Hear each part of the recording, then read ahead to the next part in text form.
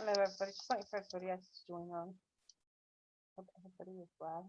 I must stress to you I'm a bit cheeky today. I don't know, sometimes when you're happy you become cheeky. Let's put it down to happiness. Make the world a better place. I'm gonna do it from the beginning, I'm gonna go back. Let's go back in time literally with Astral Travel. So let everybody know that I am on. Check season, see if we have a participant. That is true, let me see. Oh, it is. Can't hear very well. Can you hear me now?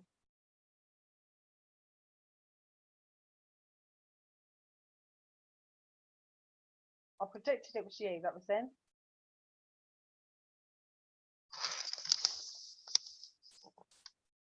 Yes, count out of your jumper though. It is cold. It's freezing. You have to give me some allowance here, please, Trude. Oh, I've got another one. Got another participating. Yeah. Can't get out of your jumper on Frozen 2. Okay, you not got your jumper on. Okay. See what I mean, everybody? Oh, I mean other person. Yes, but droughty.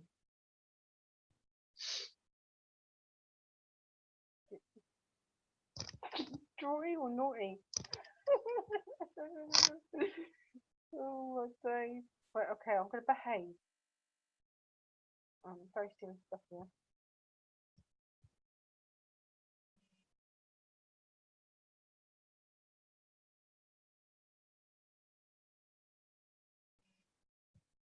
I'm just gonna check these cards a minute about something.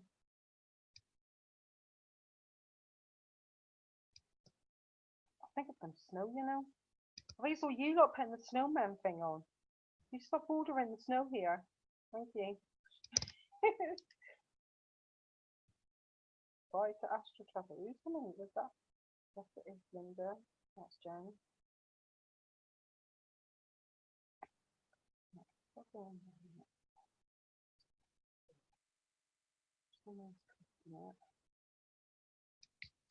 Just got two bits of investigating and use my crystal ball class.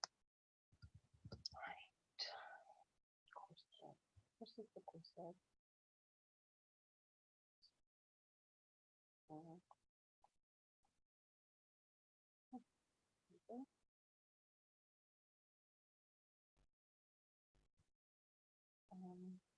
Numbers.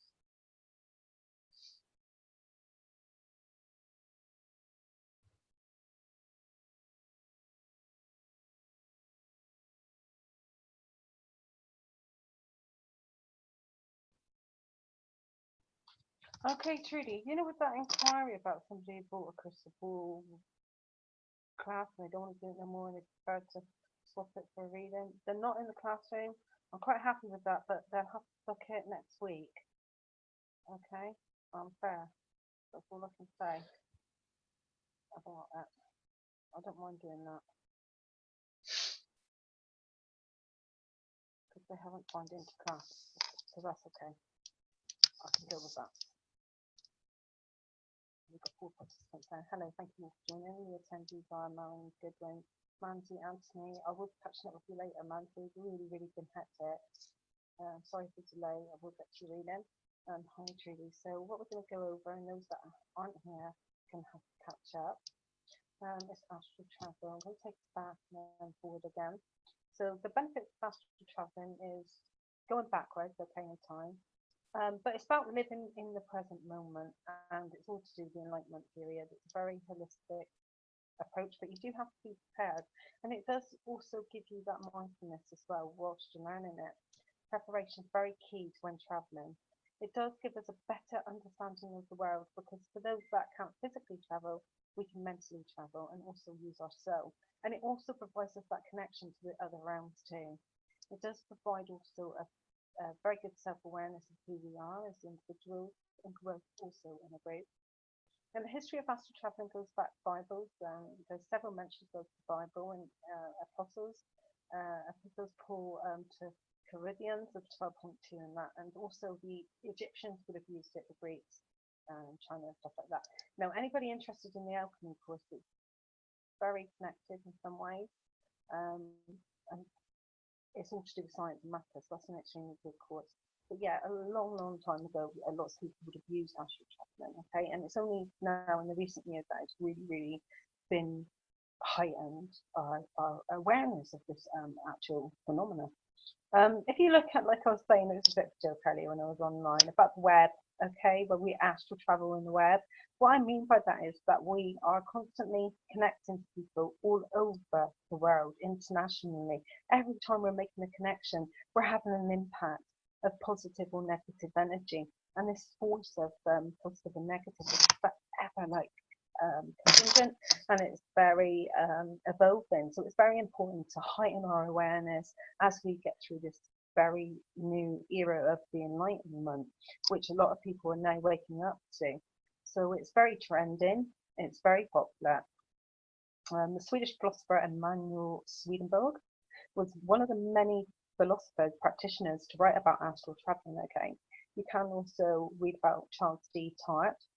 He was the person who actually abbreviated it, OBE, out of body experience, and did lots of research into this area. Lots of interest currently into the area, lots of research still being conducted. So here we go, lots of research. We discuss how and why.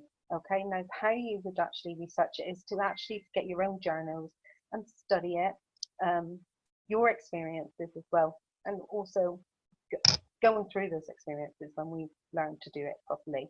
Why? Because it's very important. As things are becoming less solid, less solid form, like the more we're watching programs on ancient aliens or new philosophies and phenomena and the evidence being provided by parapsychologists and stuff like that, the more we are going to be looking into the research of astral traveling, and that's why it's very important to these new travelers.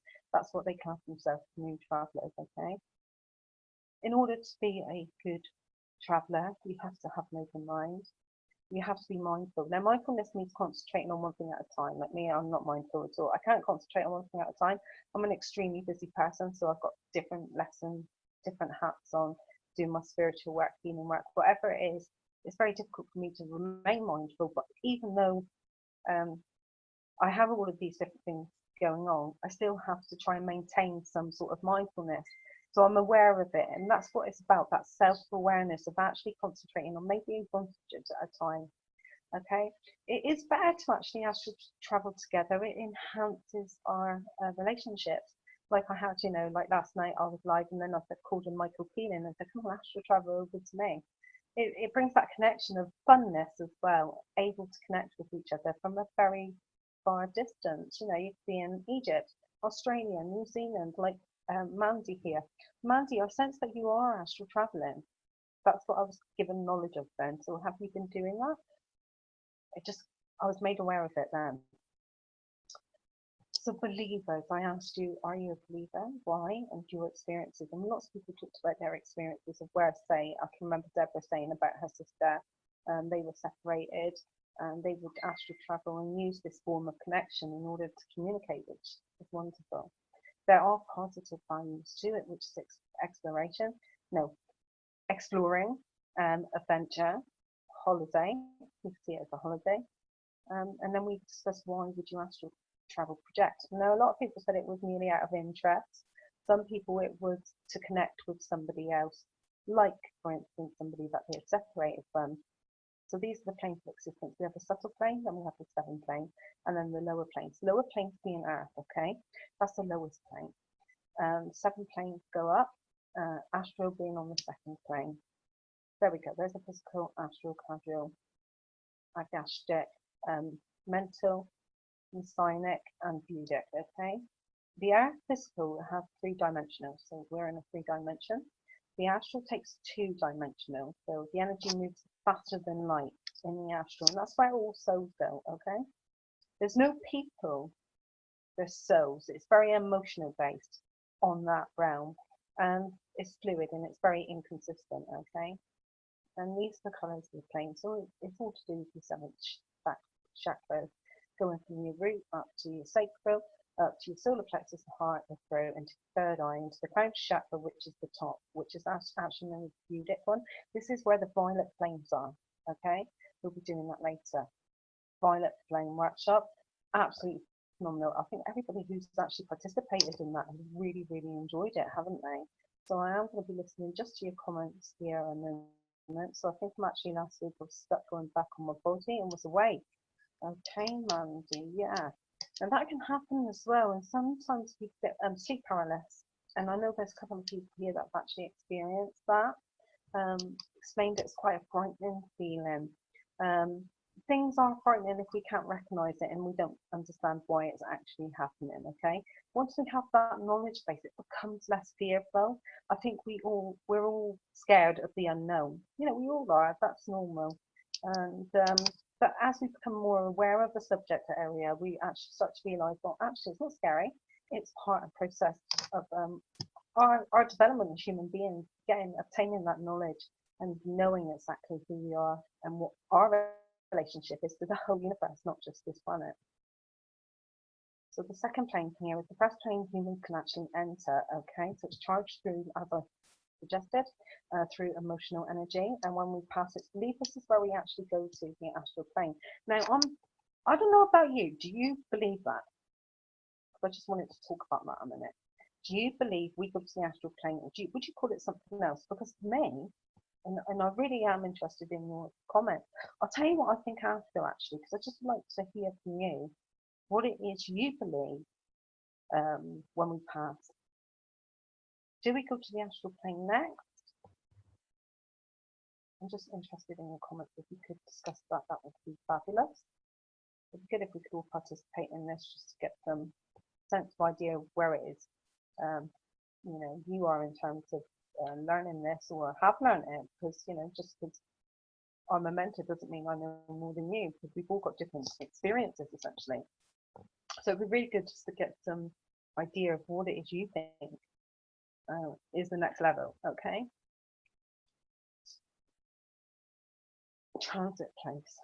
Yeah, that's what I think. I actually don't think, for me, I know it's a very interesting phenomena, and you know, lots of research going into it, but I'm not buying that. I don't buy it at all. I talk about my life, and then you'll see me stumble. And the reason why I stumble is because I don't really see it as even a description. Like who wrote this? You know, you have to come. This is a theory. It's an actual theory. All of the things that we're learning are very theory based. Just knowing that there's somewhere else in existence of where angels actually are. It's what I believe. But call it the astral plane, call it whatever you want. It is a place of travel, but for me, it's more than just this, what they describe it to be, two-dimensional and stuff like that. What I actually think it is an angelic place, an angelic realm. Oh yeah, so I've got Nancy put her hand up then. So hi Nancy, how are you, my angel? She's popped into class. Just talking, Nancy, really, just going back over the workshops that we've done previously and going into this again. And we're talking about the astral plane. Is it the astral plane or is it something else? That's what I was asking. So when we pass it, it's believed, okay, that's somebody's belief that we go to this place called the astral plane. But is it named this? Is this the right description for this place? Or is it's universal and it doesn't really fall into that category? Just wanted to have your thoughts on that, because if you're looking at the angelic realm, which is what I actually believe in to be, I just feel it's a little bit different. And when we're talking about astral traveling, yes, you know, this is how we do it. This is a phenomena. It's a subject. It's like anything. Like we go through doctrines and all different subjects, but you know, I'm just struggling with the word astral. But that's me. Okay. I just thought it was a good idea just to discuss that. So say when we enter the astral plane, that energy moves fast in the speed of light. No solid forms of people are found. Emotions are driven by events. Now, I think that would happen as we pass. Okay. Now, I think, see, this is my theory. Okay. This is my theory. You don't have to go with it. Okay. This is just for me getting you to think about things. Now, as a medium psychic, I know quite a lot about spirit. of my own spiritual experiences as a child growing up, I have my own take on things. For me, this is the best way to describe it. As a living person traveling outside of our body, we go on the astral plane. That's the astral plane. Now, when we pass, this is the difficult bit I've got with it. I don't think we enter the astral plane. I think it's like you said, like a transit area, yes, where we can transform and translate above a level out of our bodies, our physical bodies, into this area. Okay, when we pass, we don't go there. I don't get that.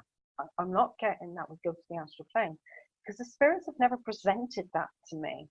What I feel is that we go to the realms, the heavenly realms. That's my take. So I think if we could separate and segregate it and say, okay, the astral plane is a place where we go when we're physically in our bodies and our souls want to travel. And when we pass, we go to the heavenly realm. Okay, there's a difference. Now, I know that these people are looking into it and researching it, but that's my take on it. That's my own theory.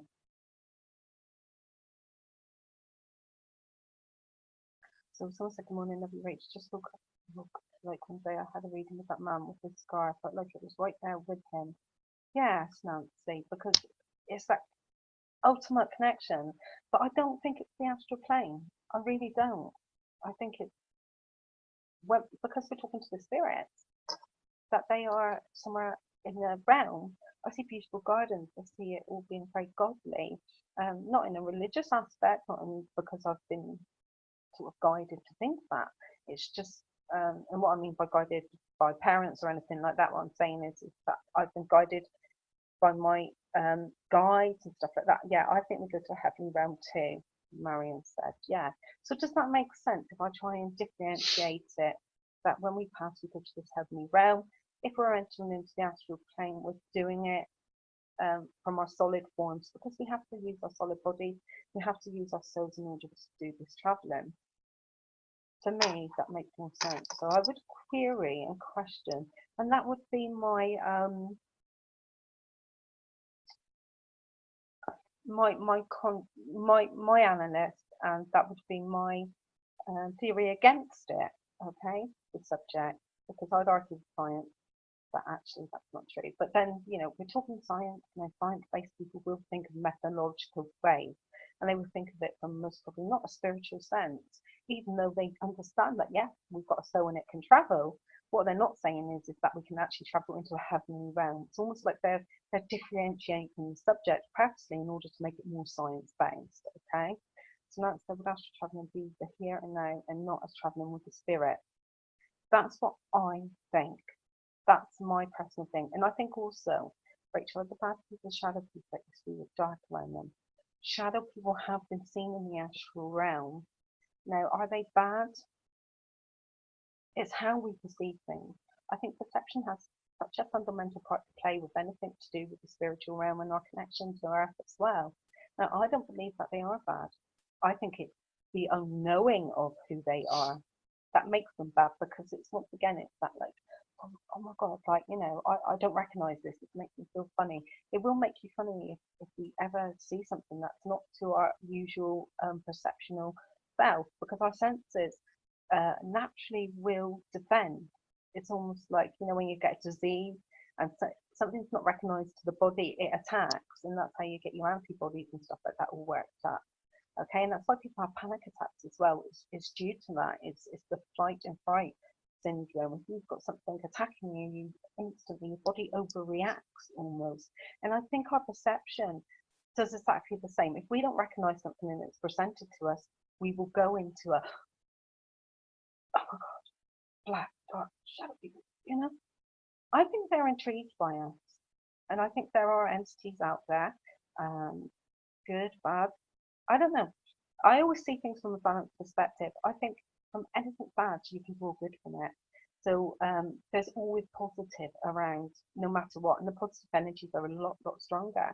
And especially with where we get the energies moving faster than the speed of light, then to me that means that the energy is absolutely perfected in order for it to be illuminating bright light.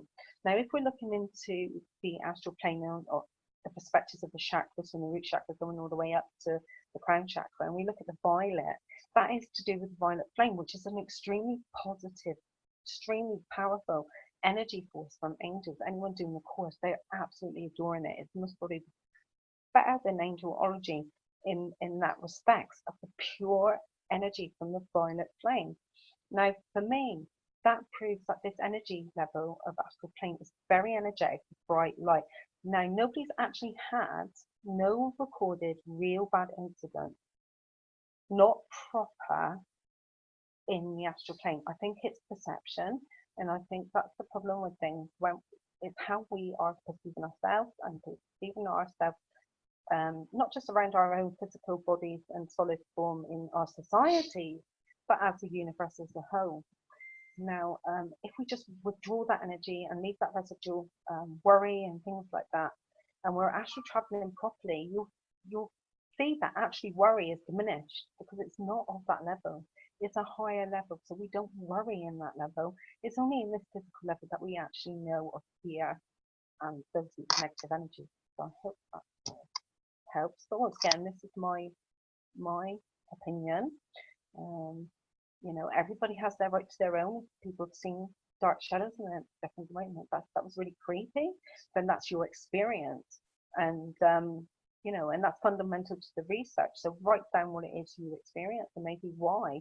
And what you'd have to actually do is analyze anything that's happening in your own personal life and see if it is to do with your well-being at that time and stuff like that. If you're in a really positive mood, really positive feeling, and everything's positive around you, and you have that experience, I would be questioning it. And I'll be saying, okay, but then, so who is that? Now, as I was learning my spiritual journey and I was doing all these things where I'm doing the applications and stuff like that, getting the guides, I had to go through, felt like almost like a test of me, my patience and my tolerance levels in order to reach this higher plane.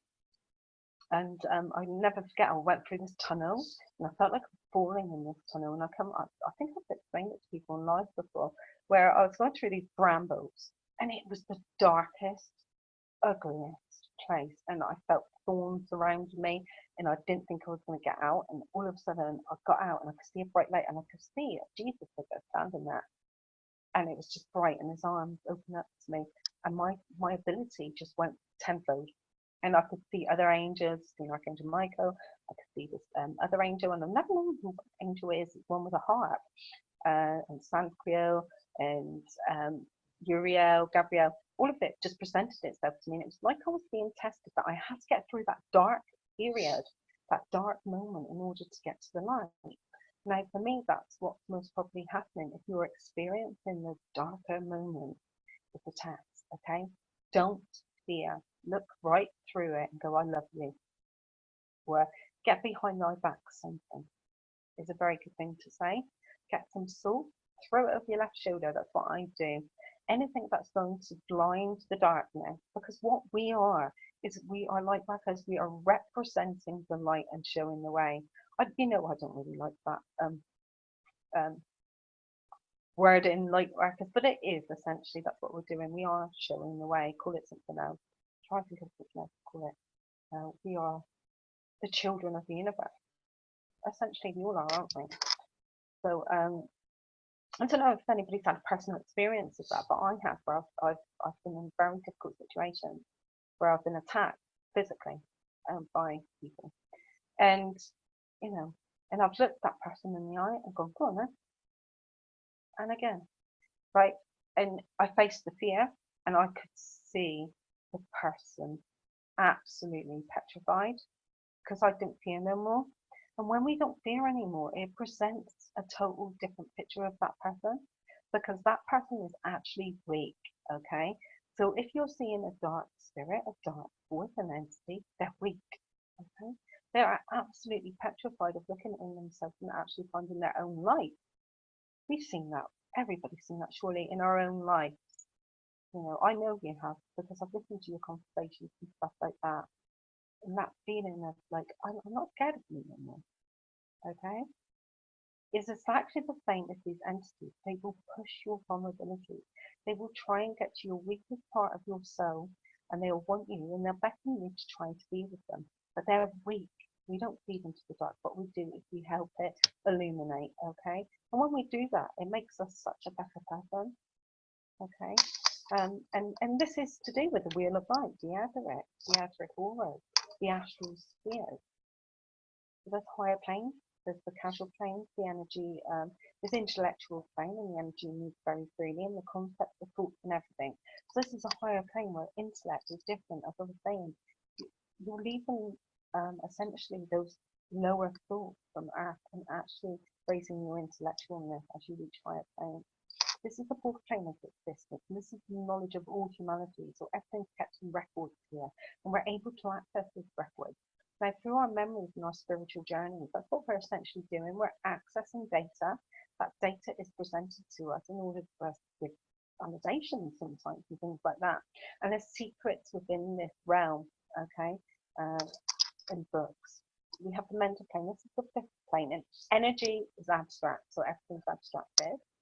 And this plane here, this is a very godly plane, fixed plane, and it's very to do with Jesus and stuff like that. And that's the level I was talking about. So I've been through these channels, gone through these tunnels and got through this bramble bush in order to get to this stage here. And interestingly enough, he knew, Derek Cora knew that I'd got to this plane. He was mentioning about Mother Teresa and stuff like that to me. And I even said to him, it's the Budic plane you're talking about, Derek. And he went, oh, yeah. Yes, he did truly say, said, oh, yeah. You know, he looked up as much as, oh, she knows everything, sort of thing. But he was right, because this is the unity plane. This is a loose self-recognition, misconception, intuitive spiritual plane. This is the enlightenment. This is the most highest plane we're going to reach, because this is the plane, essentially, where everything's enlightened and perfect. Once we reach this plane, it's blissful, okay? Because we're at that level. So like last night when I'm doing my lives and stuff like that, and you know, people trying to attack me and stuff like that, they're trying to get me down my levels. I'll tell you what they do, they re-energize me and I go up higher. And I've learned things, but what I want to do is not knock them down and bash them and hate them, is to bring them up with me. Now that's essentially what a light worker would do. We don't bash people and keep them at that lower level. We can show them and bash them and say, wait a minute, wait, what are you playing at? Only in order to bring back unity and love and light into their life. That's what I do. I mean, I've had my battles. You've seen my battles. I'm friends with them all, and I still am. And you've gone along with me on those battles, but that's what you are. You're learning the enlightenment period, and you're learning about what these people do. These are lower level entities. They're on a lower level plane. But when we feed them love, what we do is we bring them up to that seventh level, the Budic plane. They must probably still be around the second plane and playing around in the astral plane. But what we do is we help rise them and help raise that vibration. By doing that, what we're actually doing is having a wonderful impact on our universe, which is essentially what we're here to do. We did discuss also this, which is lucid dreams. And we were discussing the 3 a.m. scenario where we're waking up in the middle of the night. And I was saying it's very important to master this and write down and record your journals and stuff like that about what dreams you're having. And when we do the dream analysis, I'll be interested to look at your journals so that I can analyze your dream. Very good at analyzing dreams. I studied it in psychology and stuff like that, but I've got a very good sense as well, so I'm very good at analyzing dreams. Maybe something I should offer the public, but I'm super busy currently at the moment. But after you've slept for a few hours, when you get back to sleep, wake up at 2 a.m., go back to sleep at 3 a.m., 4 a.m., stay calm. This is where your experiences happen. So you can actually start to play around with your dreams. I used to do it as a kid. I don't know if anybody else did. Once I had this dream that I absolutely ridiculous. I had a dream. I mean, you know, my parents weren't wealthy. They were struggling at the time and stuff like that. So I didn't have lots of things, items. And I used to get this ladybird ring. My dad bought me, like little plastic ring type thing. Really quite, you know, princessy, and I loved having like little gifts like that. But one day I had a dream that I had all of these rings under my pillow, and I searched and they weren't there, and I was so upset. So the next night I went to sleep, and before I went to sleep I said, right, what I'm going to dream about tonight is having those rings under my pillow again. And I would persist every night. I would persist to to have that dream again because I love that dream. And that's essentially what we can do. We can alter our dream state, and that's the dreamscape. And the dreamland, okay? That's where things can happen. That's essentially where we are on our own level. If we were to look at what's real, what's not real, when I'm doing my past lives and I'm looking, is Santa real or no? Okay, so what is reality? And we question the solid forms and we question reality. And you know, that is essentially where our head's at. Our mind is somewhere else. Always it's somewhere else. And then what I do on another dream is I really, really want to dream about, I used to love the film Cinderella. So I would try and dream about Cinderella. And as a child, I was perfecting it. As I got older, I sort of lost it. It didn't really have its meaning.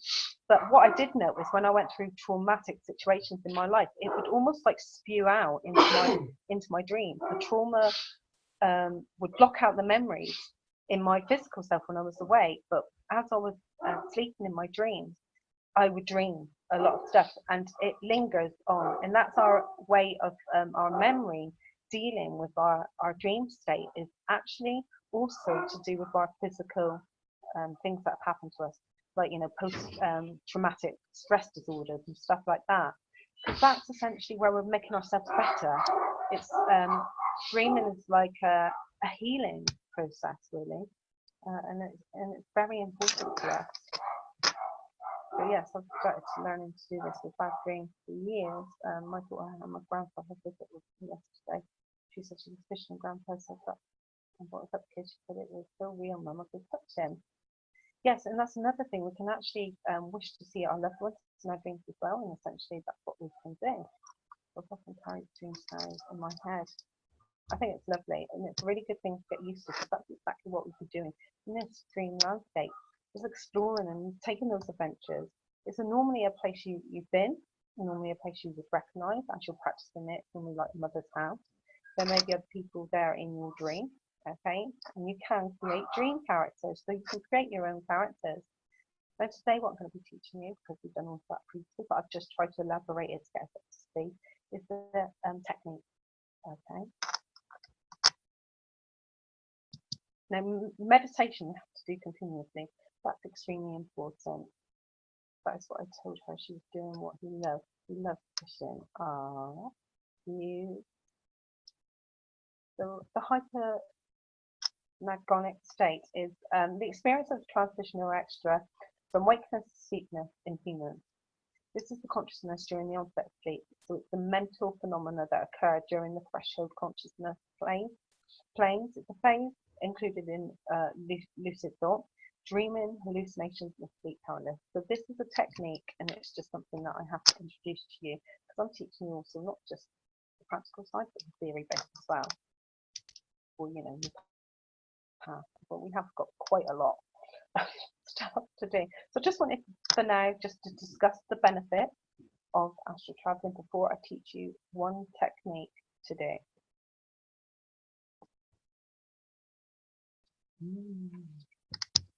There's several techniques, but I'm going to do one that, like, you know, I'm not going to just do it all at once. I just want to my messages.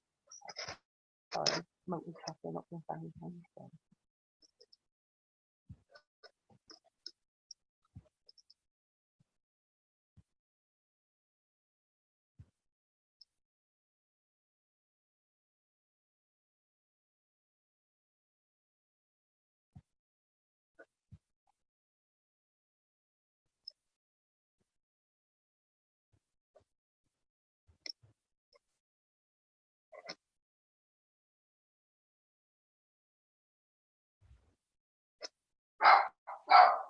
My son's just got home from work, so the animals have been constant.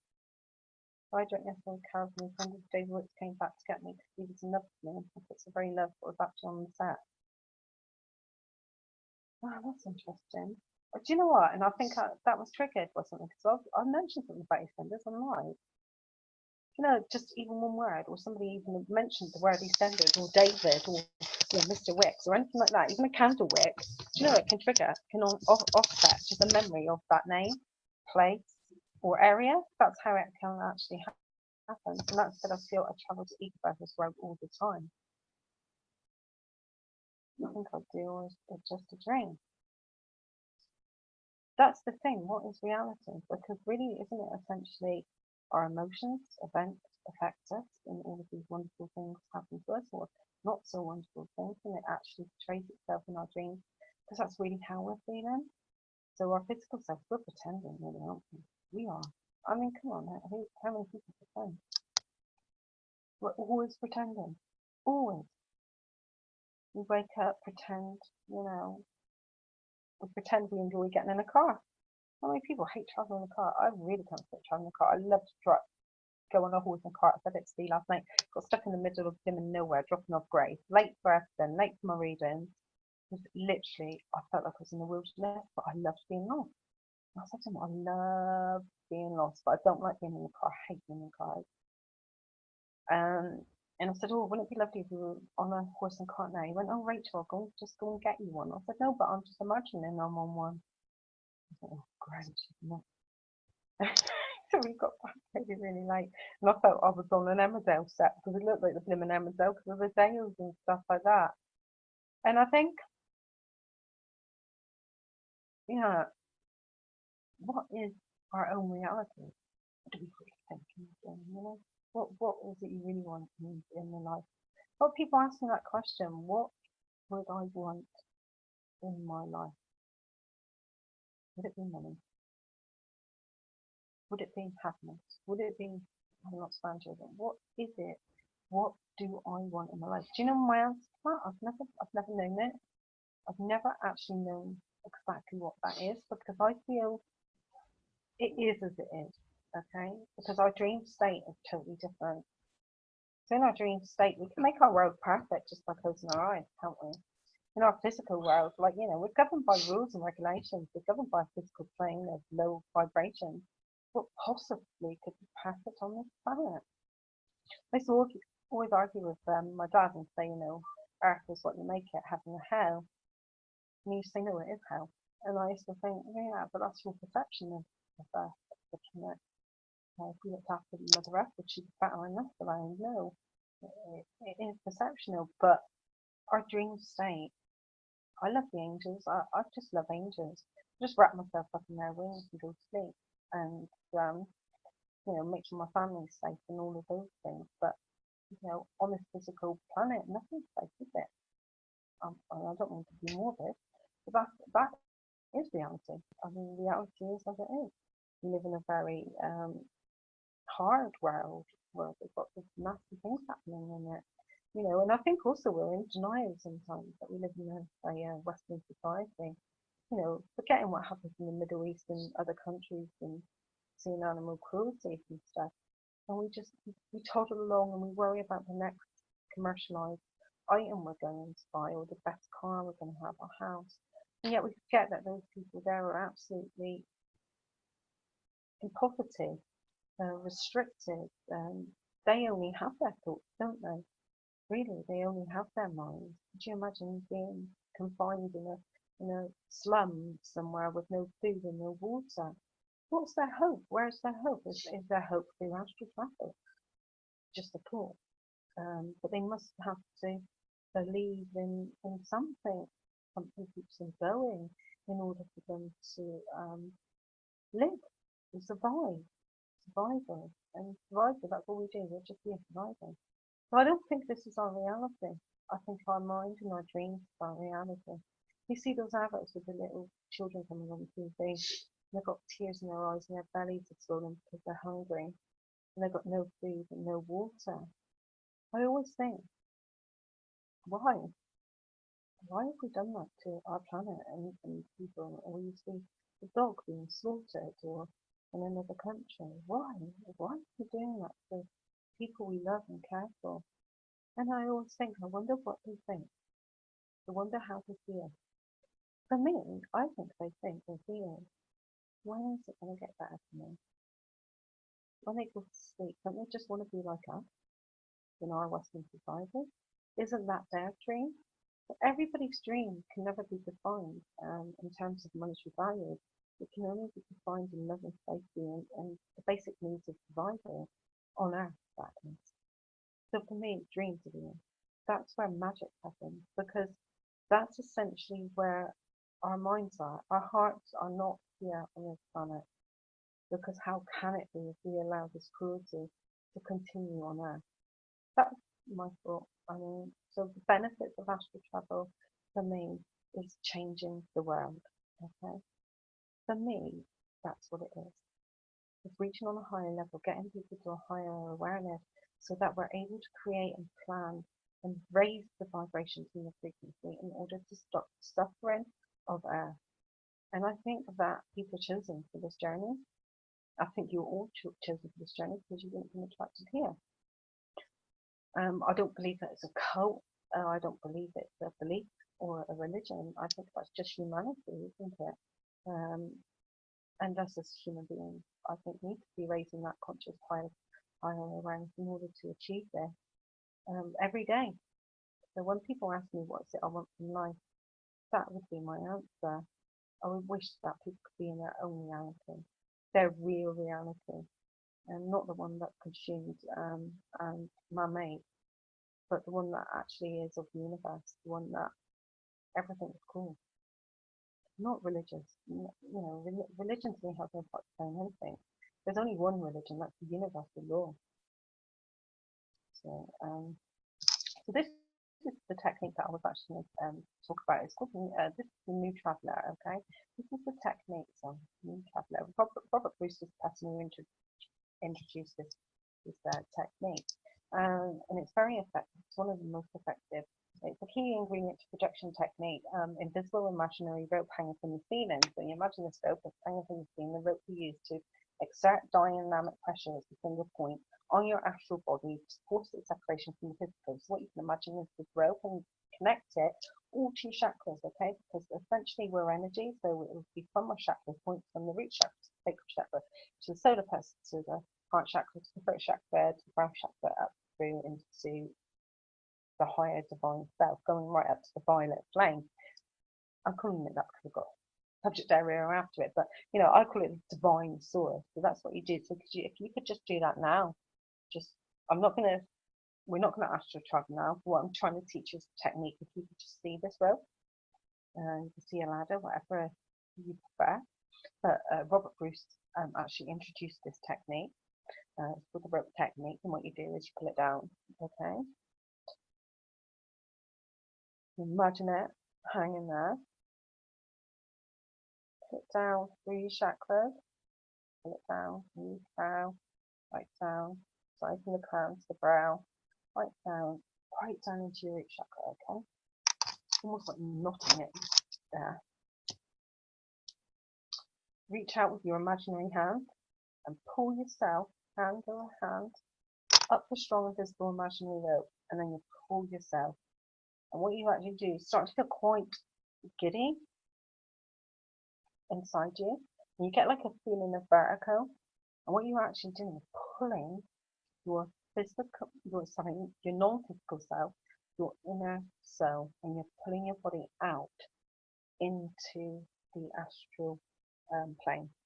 That is the technique to use. This is a feeling of vertigo, and it will intensify the more you do it. Okay. Now, in order to do this, you have to meditate for quite a long time. You will be astral traveling, doing an arrangement of when we're going to do a practice astral travel. Almost like, I have to go through like an aeroplane safety. Do you know what I mean? Checking in, making sure you've got protection, making sure, you've got your ticket, making sure you're using the right methodology and you've got all your seats strapped up and stuff like that. No different really than traveling on an aeroplane, but what we're actually doing is astral traveling from our physical self. And that is a very good technique to use. But prior to any of this, what I want you to do is practice mindfulness, practice your meditation, practice those things that are very important in order for us to actually get to this stage of traveling out. Now, has anybody done it? Out of interest. So what we do is we keep climbing, hands over, upwards, and you feel the vibration starting, your whole body will be vibrating and you'll feel paralyzed. Has anyone ever had that where you get that sleep paralysis? You concentrate, focus, call the angel side do.